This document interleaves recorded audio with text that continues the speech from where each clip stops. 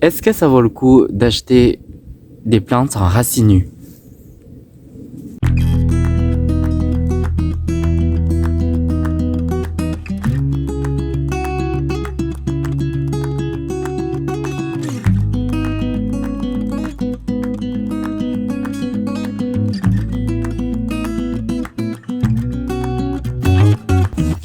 J'ai commandé des plantes en racines nues chez Famagracie, sur le site de Famagracie. C'est un site anglais, je pense, c'est un producteur anglais pour les plantes vivaces et des bulbes. C'est vraiment intéressant. C'est la première fois que j'ai trouvé et j'ai essayé ce site. D'habitude, j'ai commandé des plantes beaucoup chez Promesse de Fleurs, des graines chez Bomo ou des plantes vivaces et des bulbes chez Jardin pour vous. Mais là, c'est la première fois que je suis tombé par hasard sur Instagram. Donc, à l'intérieur, il me donne ça aussi, un sac joli, Famagracie. En fait, ce que j'ai commandé beaucoup de plantes. C'est que des plantes en racines nues que j'ai commandé. Et j'ai commandé beaucoup d'Eryngium. L'Eryngium, c'est une sorte de chardon. En fait, cette année, je vais essayer de collectionner beaucoup de variétés de chardon parce que j'aime bien les fleurs des chardons aussi, en couleur blanche, en couleur bleue. Et j'ai essayé l'année dernière de commander des graines chez Bomo et je n'ai pas réussi du tout. J'ai commandé sur internet, sur plusieurs sites et je pense que les graines ne sont pas certifiées, je ne suis pas sûr. Donc j'ai quand même essayé, peut-être je suis pas doué pour faire pousser les chardons, l'Eryngium à partir des graines. Donc c'est pour ça que j'ai décidé de commander en racines nues, ça coûte un peu cher. Vous pouvez regarder sur le site de Famagracie pour le prix des plantes en racines nues. Il n'y a pas que l'Eryngium, il y a du gypsophile aussi. Comme j'ai partagé une vidéo, j'ai semé des graines de gypsophile et j'ai obtenu des plants l'année dernière et ça m'a donné des fleurs simples. Ce n'est pas ce que je voulais et j'ai essayé encore avec le site de Bomo de semer des graines de gypsophile. Mais là, je vais quand même rempoter les racines de gypsophile que j'ai reçues de chez Famagracie pour comparer. Et si chez Bomo, ce n'est pas des fleurs simples comme c'est marqué sur la description de sachet de graines, je vais faire une bouture avec cette plante dans l'avenir. Donc il y a 3 sortes de l'Eryngium normalement. Pour vous dire, l'Eryngium, j'ai déjà essayé de faire 5 boutures. Déjà j'ai acheté une plante en godet sur un marché de plantes dans l'Haute-Loire. C'est un festival des plantes ou des fleurs. Chaque année, il y a un festival des plantes. Il y a plusieurs producteurs de France qui se regroupent au château de Lafayette, sur la commune Chavagnac-Lafayette. J'aime bien ce festival. C'est pas très grand et on a découvert plein de choses, plein de plantes qu'on a vu sur le site. On n'a jamais vu des vraies plantes en fait. Et j'ai acheté chez une productrice locale. Elle m'a vendu un godet de panico. Donc ce panico, j'ai obtenu une bouture après l'avoir planté en pleine terre. J'ai essayé de repiquer et je fais une bouture et j'ai réussi à planter avant l'hiver et ça a repris et j'en ai 4 ou 5 en godet à planter au printemps aussi. Pour comparer, donc la plante en racines nues, je suis plutôt content et ça vaut le coup. Ça dépend du producteur aussi et Famagracy m'a pas sponsorisé, donc ils m'ont pas payé pour faire la pub pour eux, mais c'est la première fois que je suis totalement content de ce que j'ai reçu. Comme par exemple ça c'est vraiment en bonne santé. Pourquoi je dis ça? Parce que j'ai déjà commandé chez Jacques Briand. J'ai reçu le catalogue chaque année et j'ai toujours ignoré. J'ai déjà commandé un rosier mauve, un grimpant mauve l'année dernière. Non, il y a 5 ans. C'est la seule fois que j'étais content.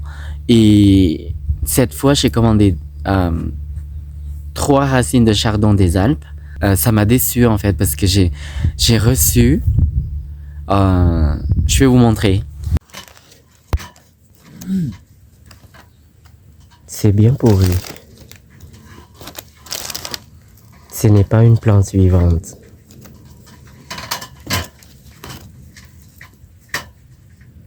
Deuxième sachet, j'en ai qu'une plante.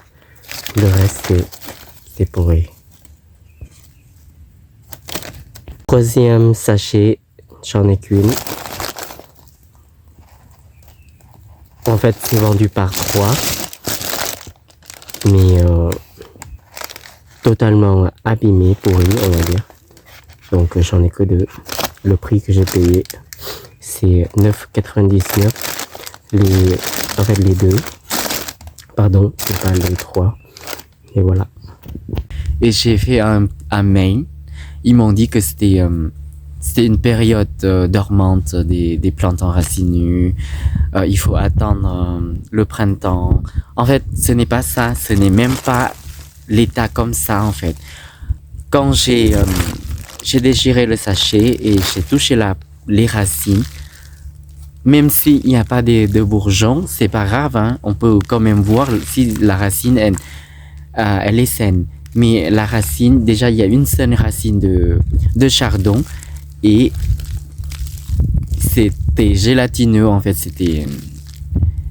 elle est vraiment pourrie en fait, donc c'était parti en jus, je sais pas comment vous dire ça, et ça puait, donc ce n'est même pas comme ce qu'il m'a écrit sur le mail, donc je sais bien, de toute façon, ils vont pas me rembourser, ils vont pas me renvoyer. De toute façon, si ils me renvoient une racine pareille, j'accepterai pas non plus.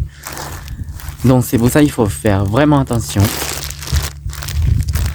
Il faut faire vraiment attention et là je vous recommande Famagracy pour les plantes de racines nues, en racines nues, pardon. Alors pour rempoter.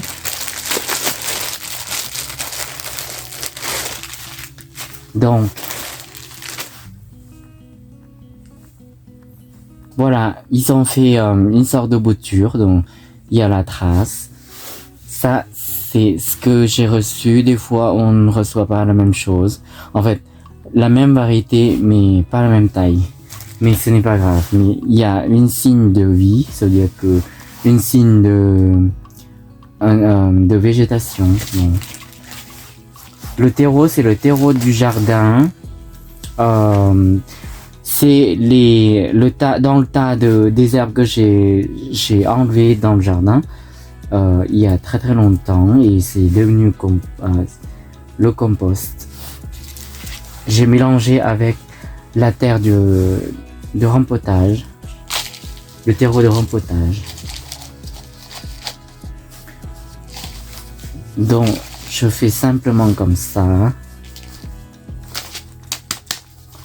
Je tape bien parce que il faut pas avoir des espaces à l'intérieur de la racine.